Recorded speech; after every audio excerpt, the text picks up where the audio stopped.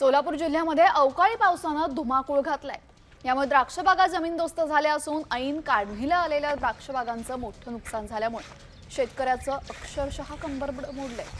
अचानक आलेल्या पावसामुळे द्राक्ष उत्पादक शेतकऱ्यांचा तोंडचा घास हिरावून घेतला गेला। त्यामुळे नुकसानग्रस्त शेतांचा लवकरात लवकर पंचनामा करून नुकसान भरपाई द्यावी अशी मागणी द्राक्ष उत्पादक शेतकऱ्यांनी सरकारकडे केलेली आहे।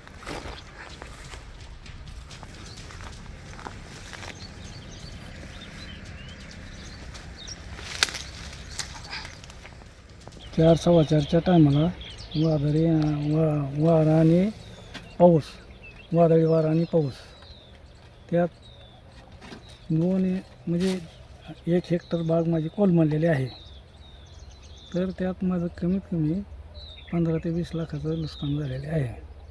तर ह्याने सरकारनं ह्याची दखल घ्यावी, तातडीनं मला भरपाई द्यावी।